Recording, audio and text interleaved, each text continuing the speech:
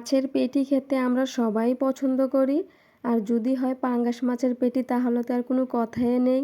আর যদি হয় বুনা বুনা তাহলে তো 2 প্লেট ভাত এমনিতেই শেষ হয়ে যায়। আসসালামু আলাইকুম আপু অ্যান্ড ভাইয়ারা, আপনারা কেমন আছেন? মাছের পেটিটাকে আমি পানি দিয়ে বেশ কিছুক্ষণ ভিজিয়ে রাখার পর বরফটা যখন ছেড়ে এসেছে আমি নিয়ে নিলাম কাটার জন্য। সাথে আছে 2টা কলিজা মাছের, এগুলো আমি দিয়ে দিব। আর সুন্দর করে ছোট ছোট পিস করে আমি কেটে নিয়েছি। এখন আমি পানি দিয়ে ভালো করে ধুয়ে নিব, যেহেতু আগে ধোয়া ছিল তারপরও আবার ধুয়ে নিচ্ছি। এই যে ধুয়ে নিলাম পানি দিয়ে। এখন আমি চুলার মধ্যে প্যান বসিয়ে দিলাম।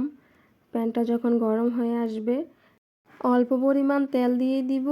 আর পাঙ্গাস মাছের পেটিতে যেহেতু তেল থাকে বেশি, ভাজার সময় তেলটা এমনিতেই ছেড়ে দিবে, এই জন্য কম করে দিলাম। লবণ আর হলুদ মেখে আমি মাছটাকে দিয়ে দিয়েছি ভাজার জন্য। আর এদিকে আমি কাঁচামরিচ, ধনিয়া পাতা, 2টা টমেটো আর পেঁয়াজটাকে কেটে নিয়েছি। এখন আমি মাছটাকে উল্টিয়ে দিব। এই যে দেখতেই পাচ্ছেন মাছটা এক পিঠ ভাজা হয়ে গেছে। এখন আমি সুন্দর করে লাল লাল করে ভেজে নিব। মাছ ভাজা হয়ে গেছে, মাছটাকে আমি উঠিয়ে রেখেছি। আর যেহেতু বেশি তেল, এত বেশি তেল দিয়ে ভাজি করা যাবে না, এজন্য আমি তেলটাকেও প্যান থেকে কিছুটা উঠিয়ে রেখেছি। আর এখন দিয়ে দিলাম পেঁয়াজ কুচিটা।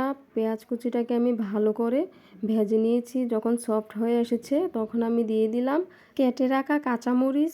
কাঁচামরিচটা দিয়ে আমি কিছুক্ষণ ভেজে নিব। ভেজে নেওয়ার পর দিয়ে দিলাম অল্প পরিমাণ রসুন বাটা, দিয়ে ভালো করে নেড়েচেড়ে নিচ্ছি যেন রসুনের গন্ধটা চলে যায়। এখন দিয়ে দিব লবণ, দিয়ে দিব হলুদের গুঁড়া আর দিয়ে দিব মরিচের গুঁড়া, দিয়ে ভালো করে একটু নেড়েচেড়ে নিব যেন একটু ভাজা ভাজা হয়। তারপর দিয়ে দিব হচ্ছে পানি, মশলাটা কষানোর জন্য পানি দিয়ে দিব। অন্য কোনো মশলা লাগবে না, আর চাইলে আপনারা দিতে পারেন। দিয়ে মশলাটাকে আমি ঢাকনা দিয়ে কষিয়ে নিয়েছি। এখন আমি দিয়ে দিব হচ্ছে টমেটো কুচিটা।